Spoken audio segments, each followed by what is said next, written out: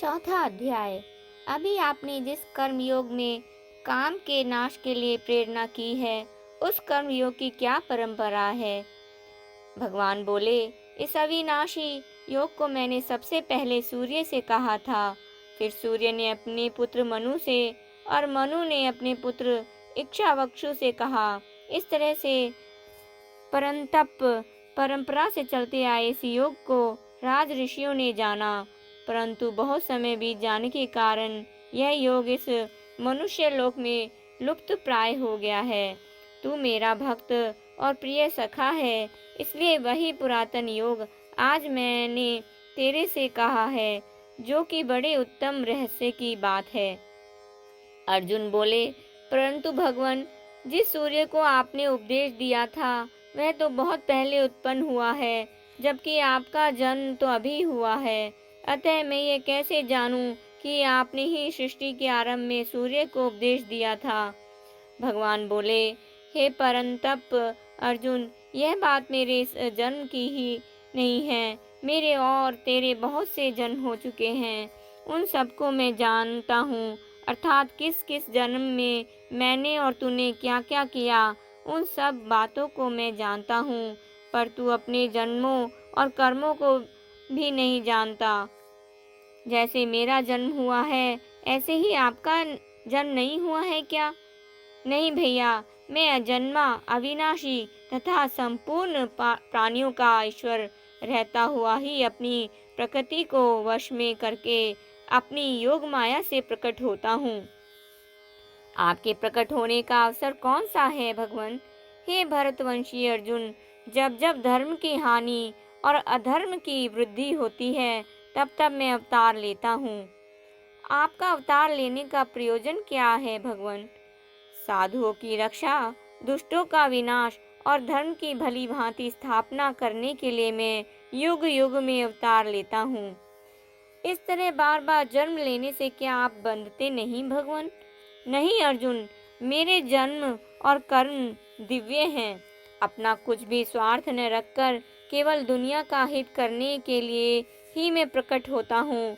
इसको जो मनुष्य तत्व से जान लेता है, वह शरीर छूटने के बाद पुनर्जन्म न लेकर मुझे ही प्राप्त होता है।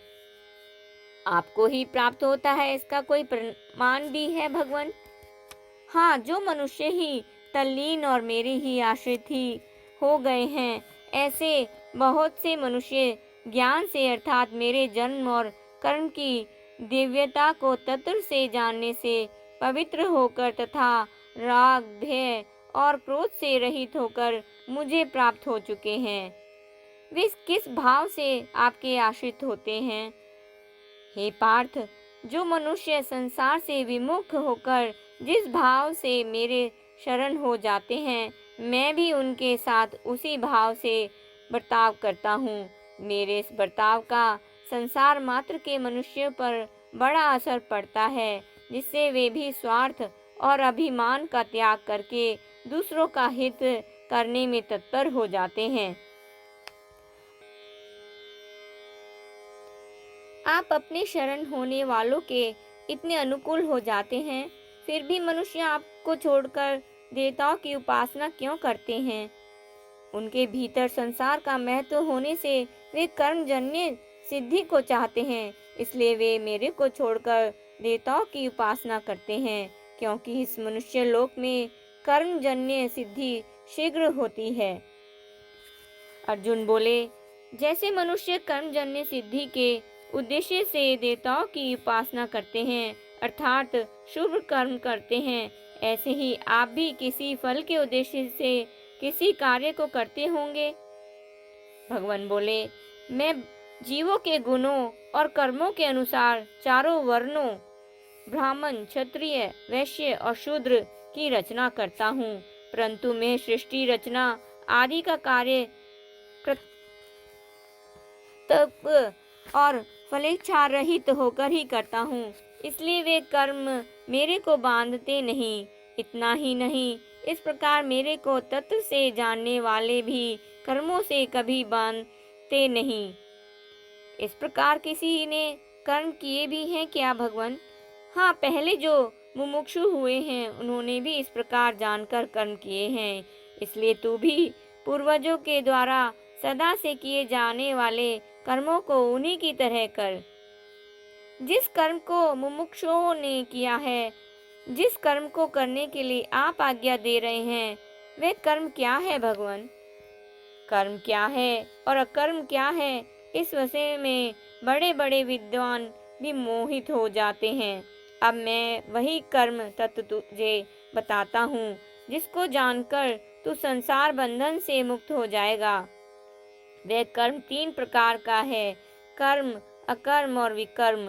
इन तीनों के तत्व को जरूर जानना चाहिए, क्योंकि कर्मों का तत्व बड़ा ही गहन है। कर्म और अकर्म के तत्व को जानना क्या है? कर्म में अकर्म देखना और अकर्म में कर्म देखना, अर्थात कर्म करते हुए निर्लिप्त रहना और निर्लिप्त रहते हुए कर्म करना। इस रीति से संपूर्ण कर्म करने वाला ही योगी है, बुद्धिमान है। वह बुद्धिमानी क्या है भगवान? जिसके संपूर्ण कर्म संकल्प और कामना से रहित होते हैं तथा जिसके संपूर्ण कर्म ज्ञानी अग्नि से जल जाते हैं, उसके ज्ञानी जन भी पंडित कहते हैं, अर्थात यही उसकी बुद्धिमानी है। ऐसे पुरुष की स्थिति क्या होती है भगवान? वह कर्म तथा कर्मफल की आसक्ति से और उनके आशय से रहित होता है तथा सदा तृप्त रहता है। इसलिए वह सब कुछ करता हुआ भी वास्तव में कुछ भी नहीं करता।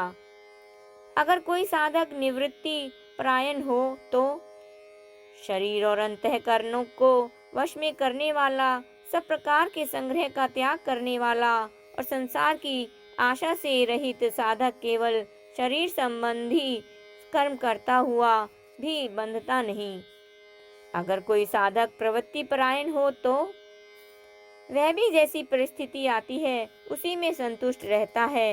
ईर्ष्या और द्वंद्वों से रहित होता हुआ तथा सिद्धि असिद्धि में सम रहता हुआ कर्म करके भी नहीं बनता।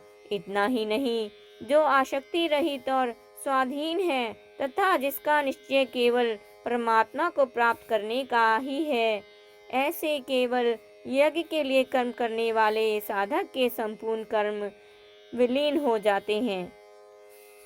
वह यज्ञ कितने प्रकार का होता है भगवान? 1. जिसमें संपूर्ण करण, उपकरण, सामग्री, क्रिया, कर्ता आदि ब्रह्म स्वरूप हो जाते हैं, वह ब्रह्म यज्ञ है। 2.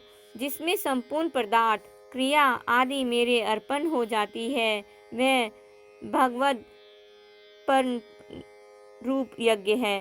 3. जिसमें साधक अपने आप को ब्रह्म में एक कर देता है, वह अभिन्नता रूप यज्ञ है। 4. जिसमें साधक अपनी संपूर्ण इंद्रियों का संयम कर लेता है, उसको अपने अपने विषयों से हटा लेता है, वह संयम रूप यज्ञ है। 5. जिसमें साधक राग देश रहित इंद्रियों से विषयों का सेवन करता है, वह विषय हवन रूप यज्ञ है। 6. प्राणों, इंद्रियों और मन की क्रियाओं को रोककर बुद्धि की जागृति रहते हुए निर्विकल्प हो जाना समाधि रूप यज्ञ है। 7.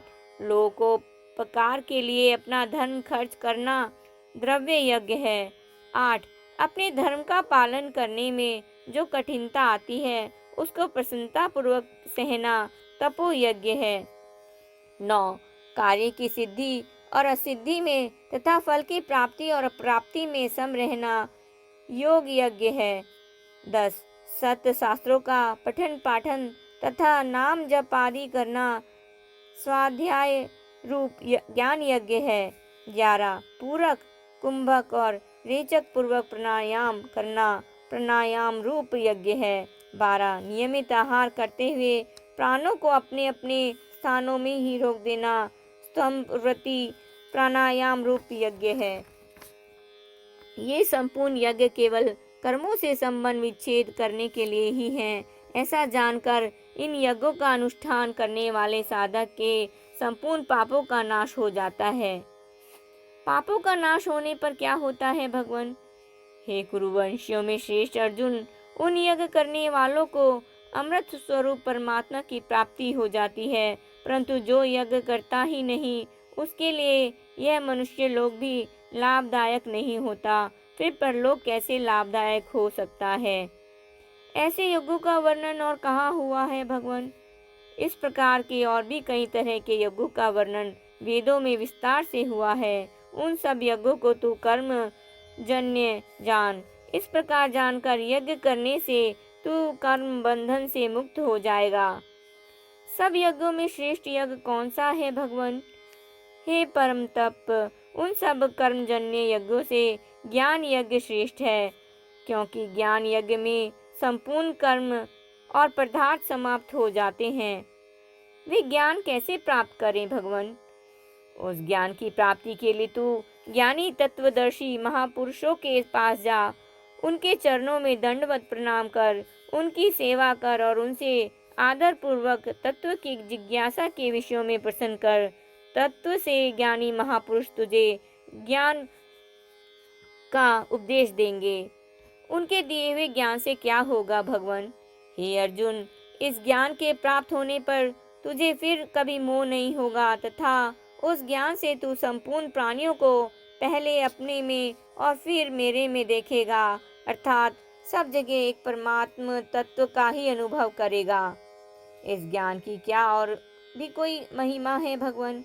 हाँ, अगर तू सब पापियों से भी अत्यंत पापी है तो भी तू ज्ञान रूपी नौका के द्वारा निसंदेह संपूर्ण पापों से भली भांति तर जाएगा।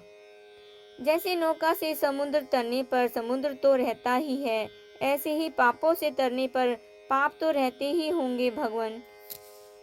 नहीं अर्जुन, जैसे प्रज्वलित अग्नि लकड़ियों की सर्वथा भस्म कर देती है, ऐसे ही ज्ञान रूपी अग्नि संपूर्ण कर्मों को भस्म कर देती है। अतः इस मनुष्य लोक में ज्ञान के समान पवित्र कोई नहीं है।